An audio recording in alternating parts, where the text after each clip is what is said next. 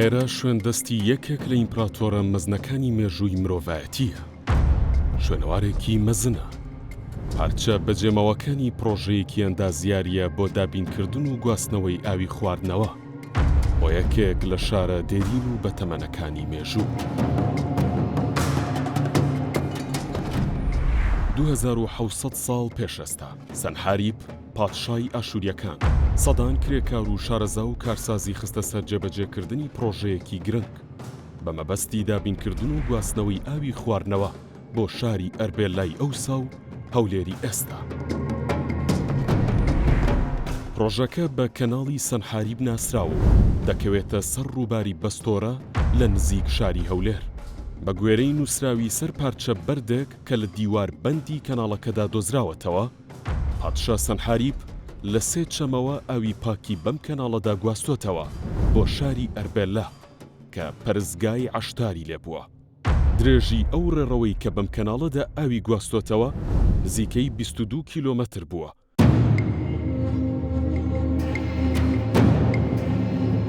ئەم شوێنەوارناسە چەند ساڵێک بەر لە ئێستا توێژینەوەیەکی وردی لەسەر ئەم شوێنەوارە مێژوویە ئەنجام داوە.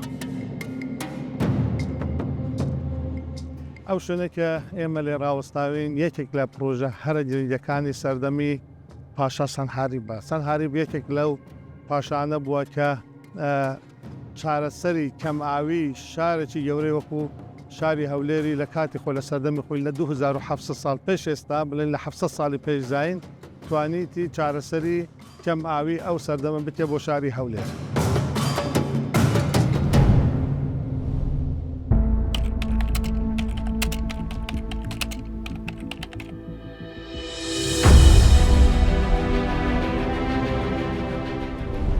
ئێستا و دوای تێپەڕینی 2700 ساڵ جارێکی دیکە مێژوو پرۆژەیەکی مەزن و استراتیژی لە هەمان شاری مێژوویدا تۆمار دەکاتەوە. هاوشێوەی پرۆژەکەی سەنحاریب مێژوو بە پرشنگداری و نەمریەوە باسی لێوە دەکات.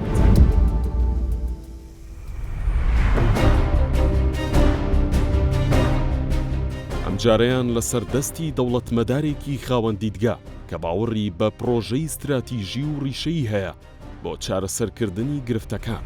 شاری هەولێر چیتر تینووی نابێت و قەیرانی کەم ئاوی بۆ هەمیشە لەم شارەدا دەبێتە چیرۆکێکی بەسەرچوو.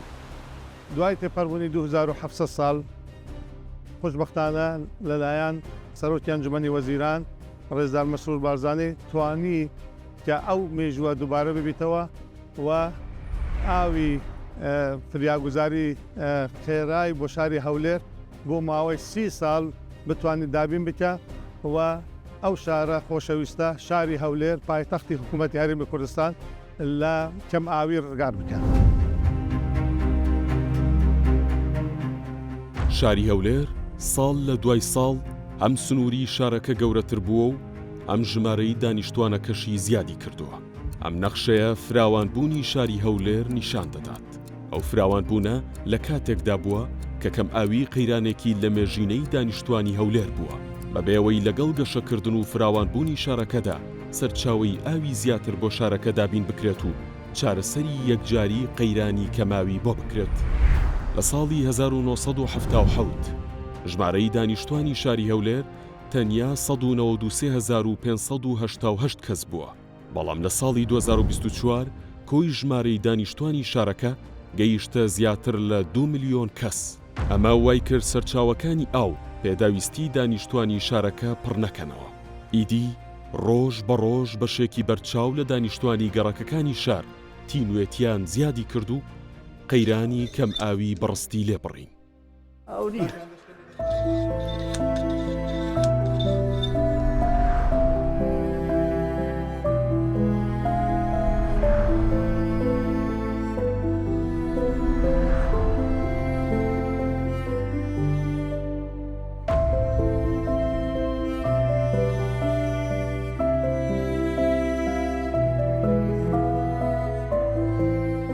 ئێرە گەڕەکی تووڕەقی شاری هەولێرە. یەکێکە لەو گەڕەکانەی لەگەڵ فراوانبوونی شاری هەولێردا بووە بە بەشێک لە سنووری شارەوانی هەولێر. دانیشتوانی ئەم گەڕەکە یەکێک بوون لە قوربانیە بەردەوامەکانی قەیرانی کەمئاوی.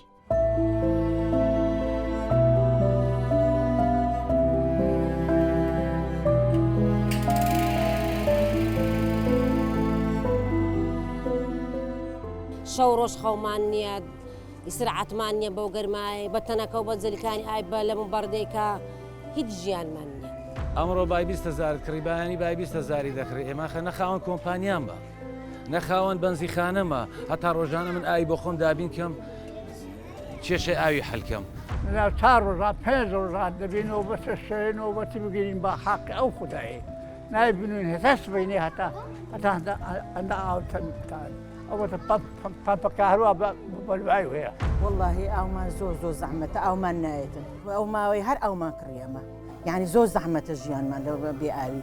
تا یەک تەنچی گچکە ئەو سپیانە بە 10,000 لە شەوێ پێکات تا سبەیەن دەگەینە ئێوارە بەشم و بەردەی ناکە بەو گەرمایە. نە بە ماتۆردی توەکە ماتۆڕەکەشیش پێ دەکەی نایە کە ئاوی تێدا نەبی لە بۆڕی لە ئیفرازی بە چه ئاو بێ ئێ ناکرێ کاکە بەو شێوازە خەڵک بژیتن بشمارە تانشێک لێکرین ئەوە ناوەڵای سر گیانمان نییە ئەس شوێ هەتا سبەی نۆبەتی لە ئاوی بۆ شەومان بوویتە ڕۆژ ڕۆژمان بوویتە شەو خۆ شوشتنە قاپشتنە جلک شوشتنە هەموو ئیشی ماری بۆچی ئاو نەبیتن هیچ ناکرێتن.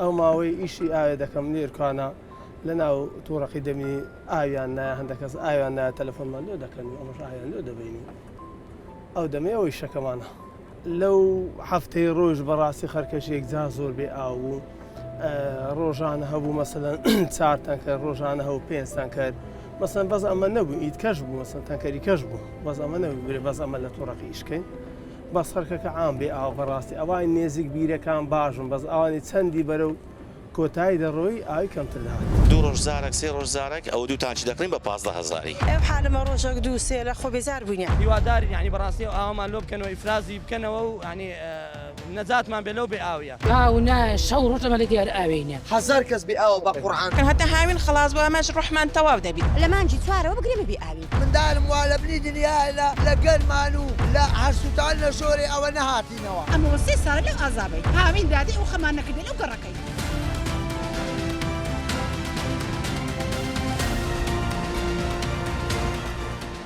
مەسرور بارزانی سەرۆکوەزیرانی کوردستان لەو کاتەوەی سەرۆکایەتی کابینەی نوێمی گرتاستۆ ئەم دیمەن و ناڕەحەتیانەی خەڵکی بینی بۆ خەم و ناڕەحەتیەکانیان نیگەران بوو.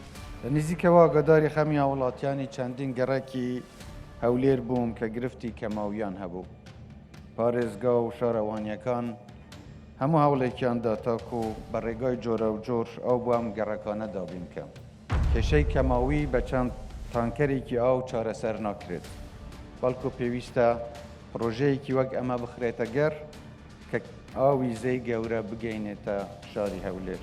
هەر بۆیە بڕیاریدا کۆتایی بهێنێت بە هەموو ئەو کێشانەی ساڵانێکی زۆرە خەڵکی کوردستان لە پەیوەست بە دابینکردنی خزمەتگوزاریە بنەڕەتیەکانەوە پێوەی دەناڵێنن. ئاویش یەکێکە لەو پێداویستیانەی کە ژیانی پێوە بەستراوەتەوە ئەو ئەوەدانیە ئەبێ ئەمە ئاو دابین بکەین بۆ جارێ پێش هەموو شتێک بۆ خواردنەوە لەسەر ئاستی شارەکان لە زۆر شاری تری کوردستانیش ئەو پرۆژەمان دەست پێ کردووە بەڵام بینیتەن لەم دوایە شاری هەولێر ئێمە دەستمان کرد بە دروستکردنی پرۆژەی فریاگوزاری خێرا بۆ دابینکردنی ئاو بۆ شاری هەولێر کە تا 30 ساڵی تر ئاوی هەولێر کێشەی نامێنی. وەکەمیشە لە دیدگای بەرزی خۆی بۆ حکومڕانیەکی شایستە بە چارەسەری کاتی و کورتمەودا ڕازی نەبوو بەڵکو بە پێداگیریەوە بڕیاریدا بە شێوەیەکی استراتیژی و بنەڕەتی و ڕیشەیی چارەسەری کێشەکان بکات کۆمەڵە کێشەیەک کە دەبوو زۆر زووتر بیر لە چارەسەرکردن و کۆتایی پێهێنانیان بکرابایەوە بۆ مەبەستە کەرتی تایبەتی هێنایە پێشەوە و لەگەڵ کەرتی حکوومەتدا هەماهەنگی و پەیوەندیەکی بەهێزی بۆ دروستکردن و ڕۆڵێکی گرنگی پێدان. من ئەبێ سوپاسی کەرتی تایبەت بکەم هەستمان کرد ئەگەر کەرتی تایبەت و لەگەڵ حکوومەت ئەو هاوەهەنگیان نەبێت ئێمە کێشەی گەورەتر ڕوبەڕوان دەبێتەوە و پەیوەندیەکی پتاو لە بینی حکوومەت و کەرتی تایبەت دروست بوو و گرنگی ئەوەیە کە سیقە دروست بوو ئەو سیقەی دۆڕاوەی پێشتر هەبووە لای کەرتی تایبەت دیسان پێم وایە گەڕاوەتەوە. بەرهەمی دیدگای استراتیژی مەسرور بارزانی سەرۆکوەزیرانی کوردستان لەگەڵ هەماهەنگی کەرتی تایبەت بۆ چارەسەرکردنی قەیرانی کەماوی شاری هەولێر لە دایکبوونی ئەم نەخشە ڕێگایە بوو کە ناونرا پرۆژەی فریاگوزاری خێرایی ئاوی هەولێر بە وێڕای هەموو گرفت و کۆسپەکان و دۆخی سەختی ئابووری دامەدەستگاکانی پەیوەنددارم ڕاستپارت کە بە زووترین کاتدا ڕێگە چارەیەک بۆ ئەم دۆخە بدۆزنەوە.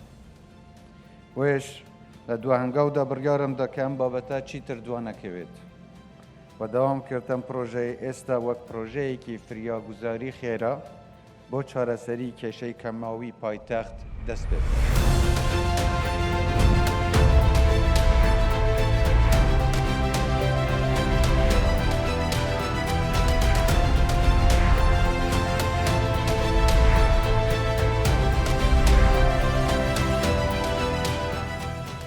ئەم پرۆژەیە بە سوپاسەوە لەلایەن کۆمپانیای باوەڕپێکراوی ناوخۆ واتە هێمن گروپ جێبەجێ دەکرێت کە تا ئێستا کارەکانیان لە ڕووی خێرایی و کواڵەتی جێگەی پەسەند بووە و بە دواداچوونی دیزاین و چۆنیەتی جێبەجێکردنی پرۆژەکەم کردووە و بەردەوامیش دەبم لە بە دواداچوونی کارەکانی ئەم پرۆژە گرنگە.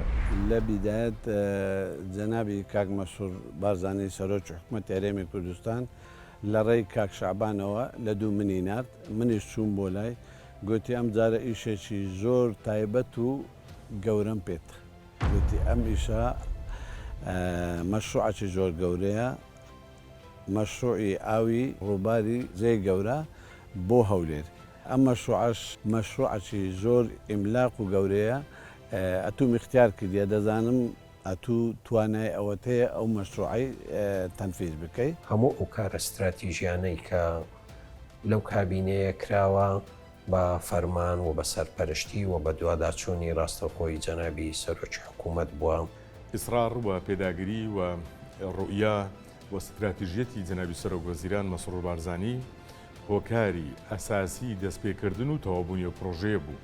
ئەوەی کە ئەمە نەکەسمان پێکردە لە ئەرزی واقعش دیچمان ئەوەیەکەوە پرۆژەکانی ئاو لەلایەن جەنابیانەوە هەموو موافقەدرایە. جەنابی سەرۆکی ئەنجومەنی وەزیران خاوەنی بیرۆکەی پرۆژەی فریاگوزاری خێرای ئاوی هەولێرە هەر ئەویش پاڵپشت و هەماهنگ بووە لەوەی کە ئەو پرۆژەیە جێبەجێ بکرێت. ئەم نەخشە ڕێگا خەیاڵیە بە تەواوی وردەکاریەکانیەوە لە کەمتر لە ساڵێکدا بوو بەڕاستی و لە واقیعدا جێبەجێ کرا و بنیاتنرا.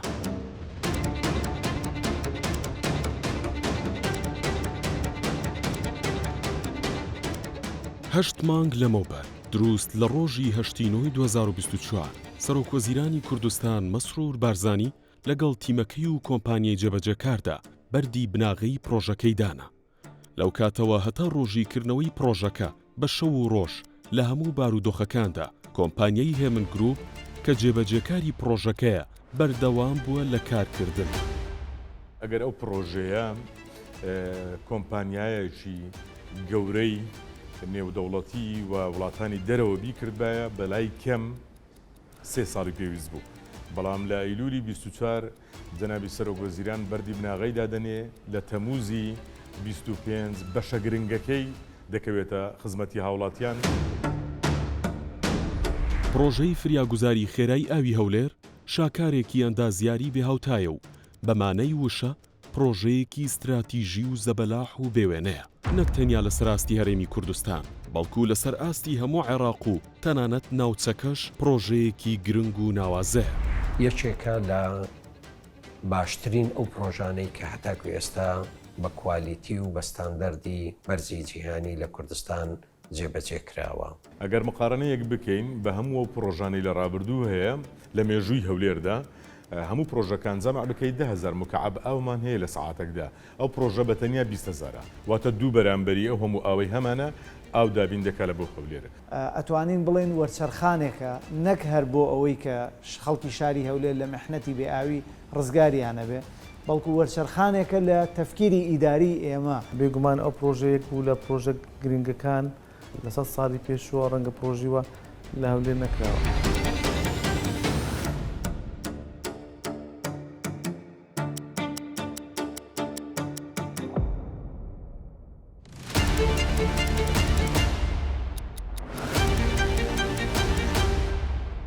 باشترین شەریکەی تەسامیم دیتمانەوە شەریکەکی تورکی بوو لانقەرەی چوون ئیتفاقمان لەگەریان کردو ئەوانیش بەڕاستی گوتن ئەم تەسامیمە بەخۆی شار و نیوە بدوو شاری دەوێت گوتمان ئەمە ئیشەکی عەجەلەیە ئەوە ئیشەکی خێرە ئەو ئیشە بۆ 2 ملیۆن ئینسانە ئەوانیش بەڕاستی شەریکەکی زۆر باش بوون گوتمان ئەمە ڕێتان لۆ دادەنێن گوتمان ئەنگۆ تەسامیمان بدەنێ بەش یەکەم ئەنتێکیان لۆ تەواو کردین ئەمەش دەبی ئەنتێک پێشی مانجی 11 خلاص ببایە لەبەرەوەی نەکو ڕووبار هەستی و ئاوەکە زۆربی ئەلحەمدلله ئەوان هەم تەسامیمەکەیان داینە ئەنتێکی هەم ئەمەش ئەنتێکەکەمان خلاص کرد و بەشی هەرە گرنگیش لەو مەشروعی ئەنتێکە.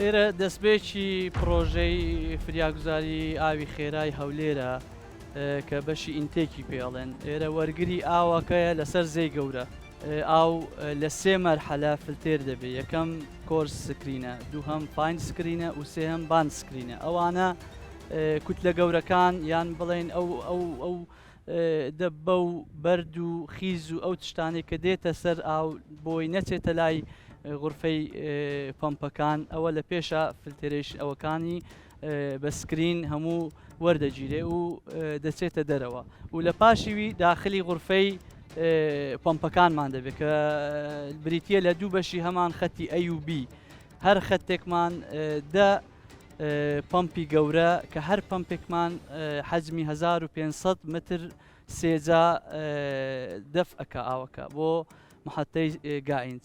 کۆمپانیایەکی ناوخۆیی لە ماوەی ساڵێک هەم دیزین بکە و هەمیش جێبەجێ بکە پرۆژەیەک بەو حەجمە و بەو قورساییە و بەو گەورەیە بۆ شارێکی وەکو هەولێر کە مەساحەکەی زیاتر لە 120 کیلۆمەتری چوارگۆشە بەڕێی من ئەمە وەرچەرخانێکە لە توانای ناوخۆیی هەرێمی کوردستان بۆ جێبەجێکردنی پرۆژەی ئەندازیاری زۆر گەورە بەنسبەت هەتا ئێستا ئەو پرۆژانەی هەتا ئەمڕۆ کردیتمان ئەوە گەورەترین پرۆژە بووە نەک لە کنهێمن گروپ لە هەموو عراق و دەوروبەرمان ینی گەورەترین پرۆژە بۆ پرۆژەیەکی زۆر ئیملاقە.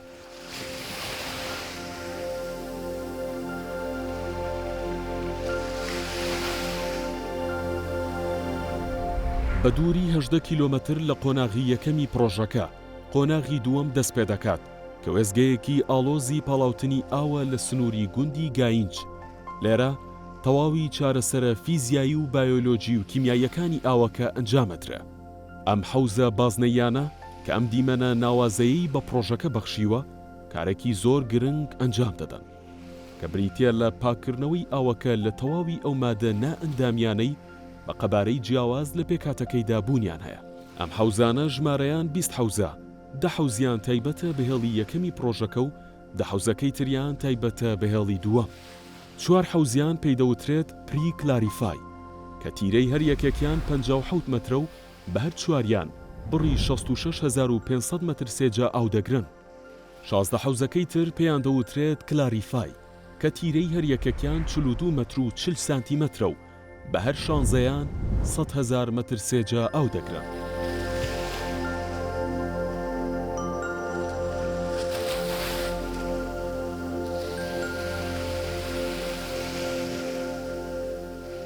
ئەم جێ ئێمە ئێستا لێی وەساوین ناوی کاسکێتە بەشی یەکەمی پاڵاوتنی ئاو لە وێستگەی گاینج ئیشی ئەو مەرحەلەیە کە ئەبینن کە بە شەلال ئاوەکە دێتە خوارێ ئێریەیشنە ینی ڕێژەیەک ئۆکسیژن لە ئاوەکە ئەدا کە بەشێکە لە تەسویەی فیزیکی ئاو لێرە بەدواوە ئەچێتە پرێسیدمنتیشن کلێریفایەکان کە مەرحەلەی پرێسیدمنتیشنە ینی تەرەسوبی یەکەمی ئەو کوتلە وردەکان کە ئەنیشێت دەچێتە بەشی سلاجەوە لەوێ کە سلێج پۆمپستیشنمان هەیە و تەحویلی دیوەترینگەکانمان دەبێت.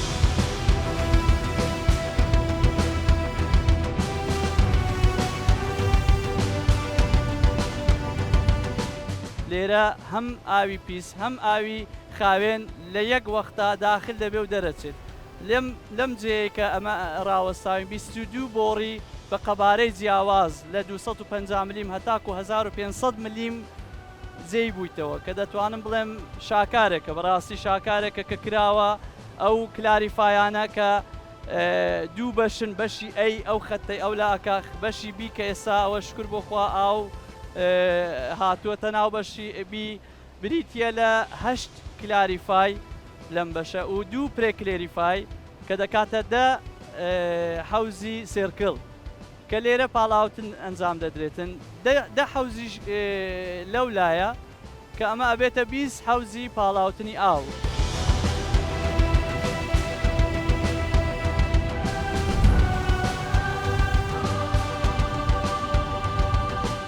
ئەم بەشێکە مەلێ وەساوین ئاخر بەش کۆتا بەشی معالجەی ئاو لە بەشی پاڵاوتنە کە بەشی فیزیکی پاڵاوگەی ئاوە کە پێی دەڵێن فیلترێشن.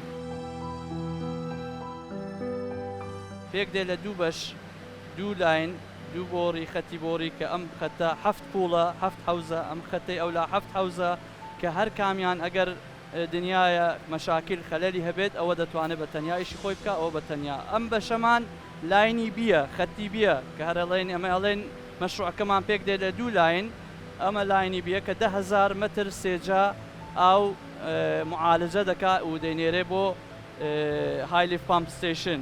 لە هایلیف پامپ ستیشن ئەمە بەشی کلۆر کۆنتاکت ڕووممان هەیە کە لەوێ معالجەی کیمیایی دەکرێت غازی کلۆری لێدەن لەوێ دوایە دەچێتە بەشی ستۆر ینی با بڵێن خەزانەکەی و لەوێن دەرەوە تەحویلی بەشی ئەمباراوەکانمان لە سێبیرانە بێت.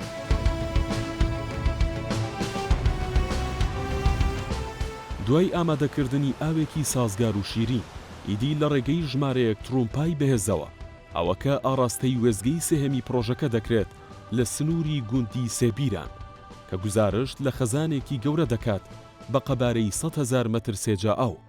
لەسەرم خەزانە 4 هێڵی سەرەکی گواستنەوە و دابەشکردنی ئاو ئاڕاستەی هەولێر کراوە کاریەکەکیان ئاوی پێویست بۆ سنوورێکی شارەکە دابین دەکات.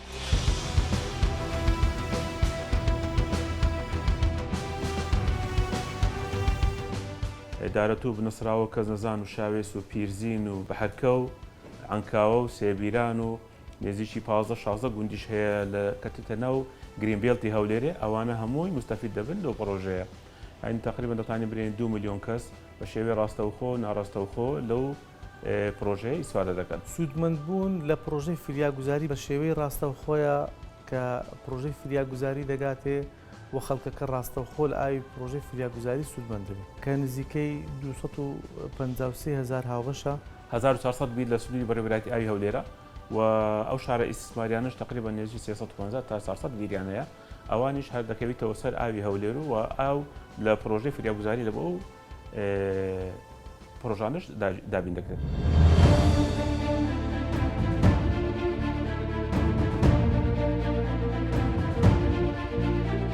پرۆژەکە لە توانایدا هەیە ڕۆژانە 480,000 متر سێجا ئاوی پاک و سازگار بۆ هەموو گەڕەکەکانی شاری هەولێر دابین بکات. بەوەش بۆ ماوەی 30 ساڵی داهاتوو کۆتایی بە قەیرانی کەماوی دەهێنێت لە شاری هەولێردا. ئەو کات بەشی ڕۆژانەی تاک لە ئاوی پێویست بەرز دەکاتەوە بۆ 400 لیتر. ئەماستە لەسەر و پێوەرە نێودەوڵەتیەکانە و وەرچەرخانێکی گرنگیشە لە بواری خزمەتگوزاری ئاودا چونکە لە ماوەی ڕابردوودا بەشی ڕۆژانەی تاک لە ئاوی پێویست تەنیا 200 بۆ 250 لیتر بووە. بەرزی بەشی تاک لە ئاوی پاک پێوەری هەڵسەنگاندنی خزمەتگوزاریەکانی هەر حکومڕانیەکە لە جیهاندا لە هەمان کاتدا ڕەگەزێکی گرنگی هەڵسەنگاندنی ئاستی خۆشبەختی تاک و کۆمەڵگەیە.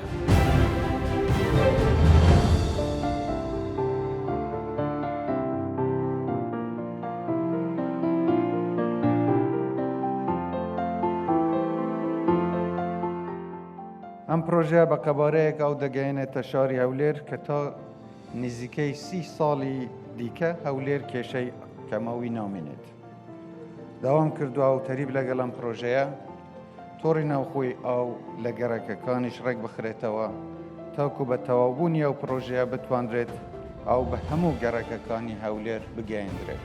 ئێرادەی سەرۆکوەزیران نەبایە ممکن نەبوو ئەو پرۆژەیە لەو کاتەدا ئەنجام بدرێت. کاتێک ئەو بڕیارانە دەکە ئەو پرۆژانە جێبەجێ بکرێتن ئەو ڕوئیای جەنەبێ شان دەداتن لە بۆ ئەهەمیەتی سێکتەرەکە.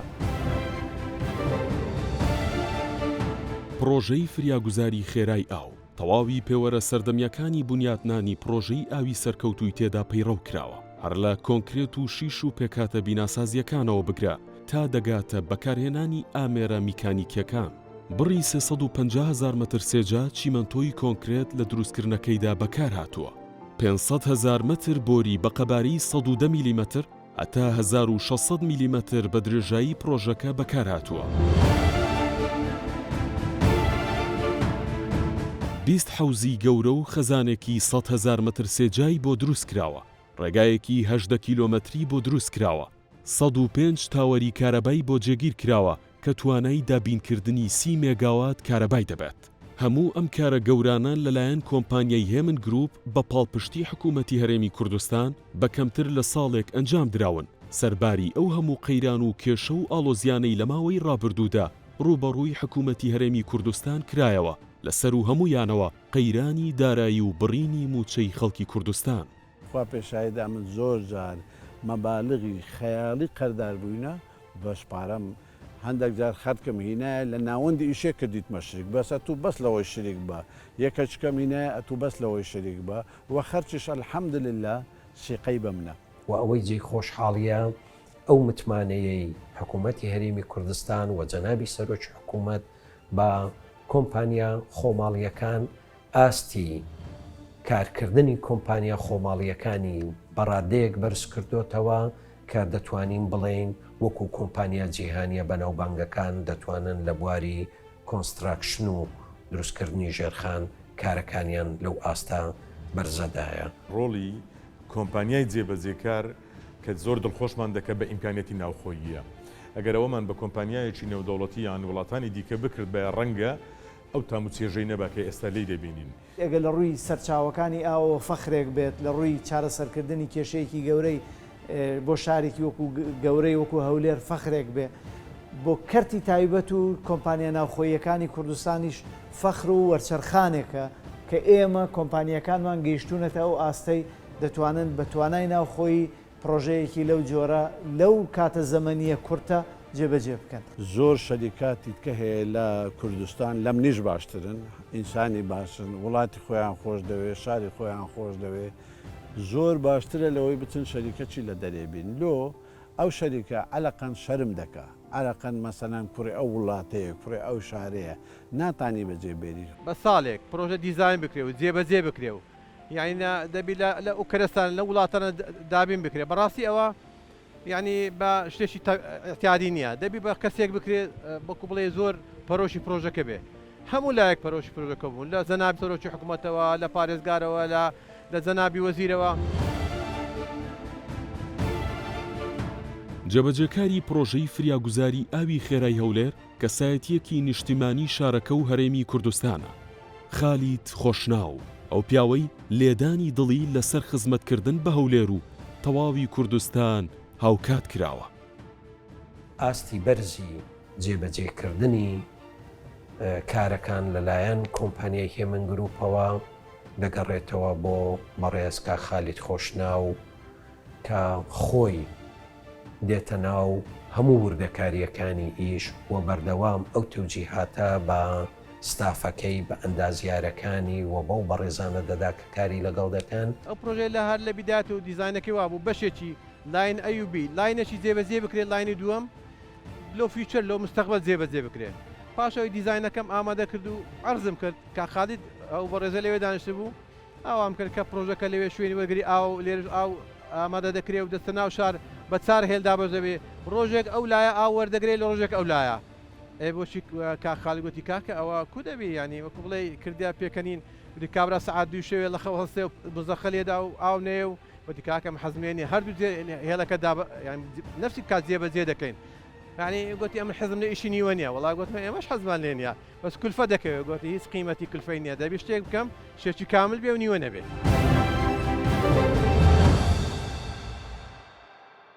بە درێژایی 6 ساڵی ڕابردوو 4 پرۆژەی ئاو بە قەبارەی جیاواز لەسەر زەی گەورەی شاری هەولێر بنیات نراوە. پرۆژەی ئیفرازی 1 بە توانای 1500 متر سێجا ئاو لە کاتژمێرێکدا. پرۆژەی ئیفرازی 2 بە توانای 2400 متر سێجا ئاو لە کاتژمێرێکدا. پرۆژەی ئیفرازی 3 بە توانای 10,000 متر سێجا ئاو لە کاتژمێرێکدا. بەڵام پرۆژەی فریاگوزاری ئاوی خێرا بە توانای 20,000 متر سێجا لە کاتژمێرێکدا ئاو دابین دەکات. بەوەش پرۆژەی فریاگوزاری ئاوی خێرا هێندە و نیوێکی کۆی سێ پرۆژەکەی پێشووتری شاری هەولێر ئاو دابین دەکات. ئەوەش ئاستی استراتیژی پرۆژەکە دەردەخات چونکە بۆ لەمە دووار لە ڕووی پاراستن و زامنکردنی ئاسایشی ئاوەوە شاری هەولێر دەچێتە ئاستێکی زۆر باڵاوە.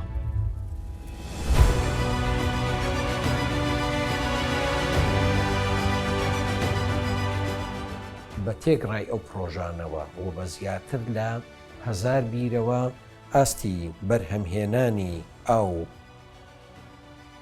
بەو پرۆژانە هەمووی 306,000 مەتر سێجا ئاوە لە ڕۆژێکدا کەچی بەتەنیا پرۆژەی فریاگوزاری گەیاندنی خێرای ئاو بۆ شاری هەولێر بە تەنها 480,000 مەتر سێجا ئاوە لە ڕۆژێکدا واتە بەرامبەر هەرسێ پرۆژەی کە ئێستا کار دەکەن و بەرامبەر ئەو 1000 بیرەشە کە ئێستا کارەکانیان دەکەن. شاری هەولێر بۆ پێشکەوتنی ئێستا بڕوە هەتا 30 ساڵی دیکە بێگومان کێشەی کەم ئاویمان نامێنێ. من باس لەوەی دەکەین کە هاوڵاتی بەشی ئاوی خۆی وەربگری بە زیادەوە بە پێی پێداویستی خۆی. بەگشتی پێشتر ستاندەرەکان 250 تا 300 لیتر بووە. ئێستا لە هەندێک وڵات ستاندەری بەکارهێنانی ئاو بۆ نەفرێک هاتووەتە سەر 150 لیتر ڕۆژانە. یعنی هەندێک وڵات بەڕسمی کردوێتە 150 لیتر. لە هەرێمی کوردستان بە تایبەتی لە شاری هەولێر ئەو بڕە ئاوە خاوێنەی کە داخڵی ناو شارە بێت. زائیدەن مقارنەتەن بەراوردکاری بە ژمارەی دانیشتوانی هەولێر نەفرێک لە بینی 400 تا 500 لیتر ئاوی بەردەکەوێت.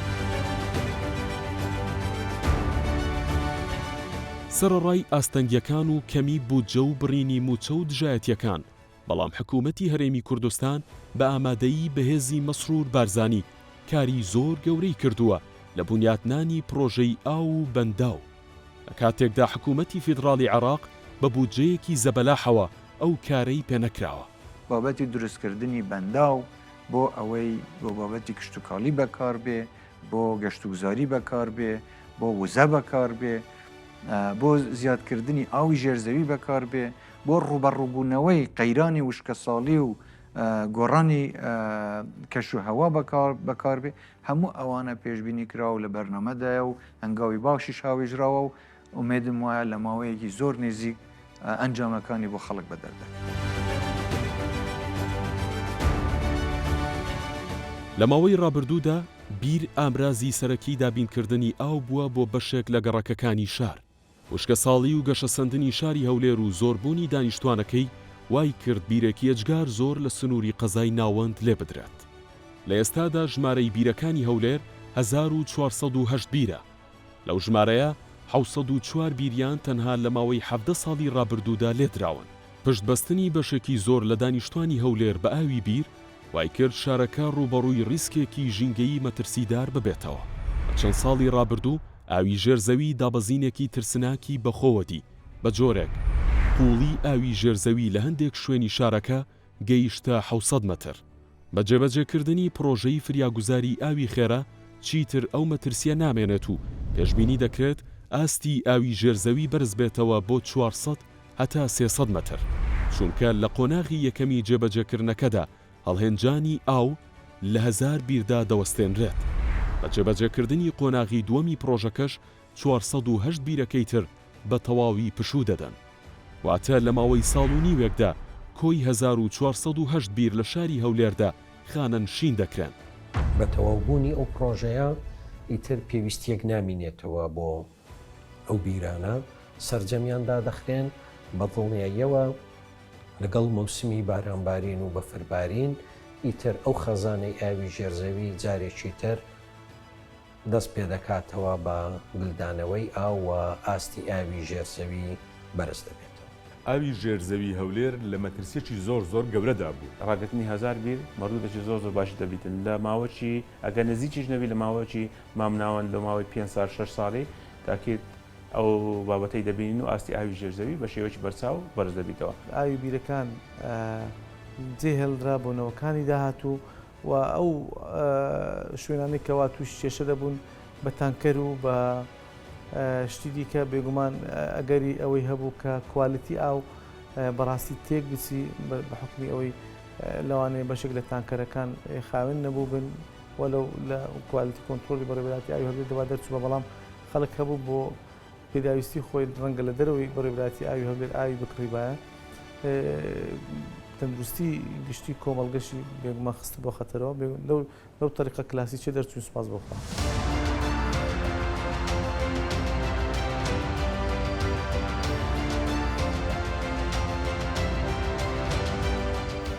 هەر بە گوێرەی ئامارەکانی کۆمپانیای جێبەجەکار پرۆژەکە دەرفەتێکی ئەجگار گەورەی کارکردنی بۆ کرێکار و ئەندازیار و پیشەییەکان ڕەخساندووە. 5,000 کەس بە بەردەوامی کاری لە پرۆژەکەدا کردووە. 30,000 کەس بە ناڕاستەوخۆ کاری لە پرۆژەکەدا کردووە. 1600 ئاسنگەر و دارتاش بەشدار بوون لە دروستکردنەکەیدا. نزیکەی 2 بۆ 3,000 ئامێر کاریان لە پرۆژەکەدا کردووە. 112 سیارە میکسەر کۆنکریتی نەقل دەکرد. یعنی لە معمەلەکان 4 معمەلمان هەبوو ئەو جەپێرانە دەگەی چونچی لەبەر ئەوەی کۆنکریتەکەیمە ینی ڕقەمەکی زۆر خەیالیە ئەو کۆنکریتە هیچ نییە ئەتووەرە ئەو کۆنکریتە دەبی هەموو حەداد و نەجار بکە ئەو حەداد و نەجارەی لەو مەشروعی ئیشیان کردیە یعنی بەڕاستی ئەپاڵە.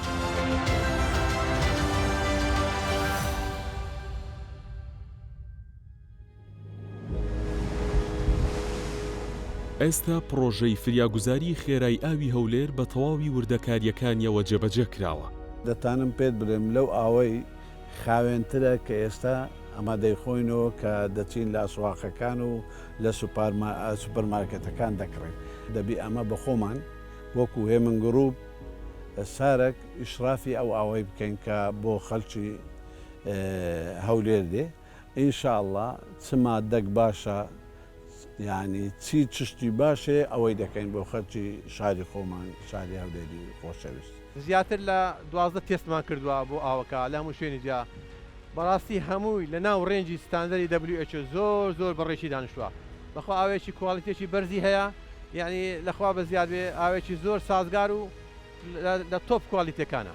هەموو ئەو گەڕەکانەی دوێنێ بەدەستکەم ئاویەوە دەیان ناڵاند ئەمڕۆ دەست بەکاربوونی پرۆژەکە کۆتایی هێنا بە خەم و نیگەرانیەکانیان ئەوانەی دوێنێ خەمیان دەخوارد ئەمڕۆ هەوشەوەی جەژن خۆشی و شادی لە نێویاندا خەرمانەی داوە و چەشنی سروشتە جوانەکەی ئاو ژیانی بەبەرجەستەی تینووی هاونیشتیمانیانی شاری هەولێردا کردەوە و کۆتایی بەدەیان ساڵ چاوەڕوانی تاقەت پڕووکێن هێنا.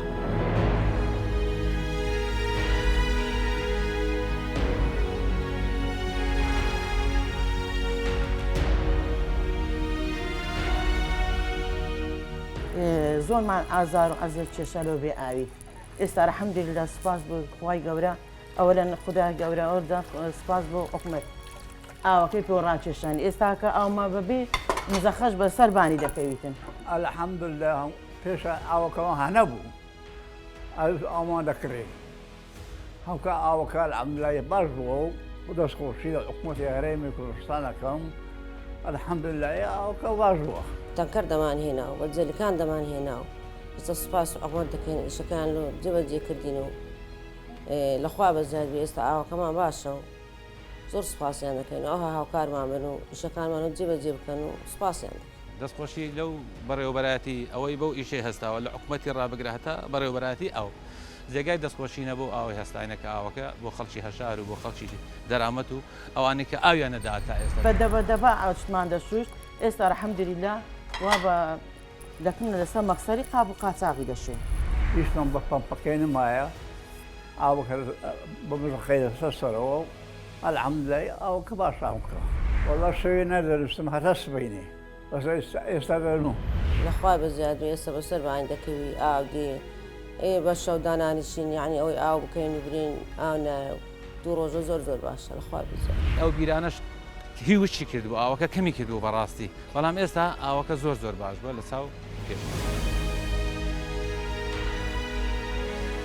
بەخوا ئەوانەی لە گەڕەکەکان کە تەماشایان کرد ئاویان گەیشتێ باوەڕیان نەدەکرد چەند دڵخۆش بوون خوا پێشایدا هەنچمە دڵخۆش نەبووین. ئەمن خەنی بووم کە ئەو خەرکە مرتاع دەبی کە ئەو خەرکە دری خۆشە دەگەرە تو دری یەکەکت خۆش کرد ڕەب العالەمینیش دری تو خۆش دەکات. هاوڵاتیانی بەڕێز دڵنیا دەکەینەوە کە ئەو پرۆژەیە کۆتایی بە ئەو گرفتە مزمینە دێنێت کە پایتەختی هەرێمی کوردستان پێوەی ناڵاندووە. وە قسەی جەنابی سەرۆک وەزیرانە هەمیشە بە ئێمەی دەگوت پرۆژە تەواو دەبێ ئاو دەگاتە هەولێر بەڵام نەگاتە بەلوعەی ماڵەکان قیمەتی نابێتن. یار و نەیاری ئەم حکوومەتە سوپاسگوزار و خۆشحاڵە بە پرۆژە فریاگوزاری خێرای ئاوی هەولێر. ساڵێکە خەریکی ئەو پرۆژەیەنە لەو ڕۆژەیەکە دەست بەکاروین لەو ڕۆژەوە ینی لە حالەتی سترێس و قەلق و ینی هەر دەمانویست وعدەکەمان بگەین نزیێ کە وعدماندا و بە ساڵێ بەشێکی پرۆژەکە بەکاروین. برادێکمان هەبوو لێ شوێنەکە ماڵی لە ئاخری گەڕەکی ژیانە دوێنێ گادوەتی خوا کاکە مزەخەمان کوژاندەوە و تەوافەشم بەستا و قفلەکەشم بەستا تانچەکانمان پڕ و چیتر تحمل نەما بەڕاستی ینی شتێکی وە زێ خۆشیە ینی ئێستا بۆ من خۆشترین شتە. بەڕاستی کلیلی چارەسەری کێشەکە ئەوە بوو کە ئەم پرۆژێ فریاگوزاریە جێبەجێکرا و کلیلی دووهەم کە من باوەڕم وایە ئەم بابەتەیان زۆر گرنگترە لە خودی ژێرخانەکە هاوڵاتی دەست بە ئاوەوە بگرێ و ئەوەندە بەکاربێنە کە پێویستی پێیەتی. دەتوانین بڵێن هاوینی داهاتوو لە ڕووی ئاوەوە هەولێر دەکەوێتە قۆناغێک کە لە مێژووی خۆیدا نەبینیوە.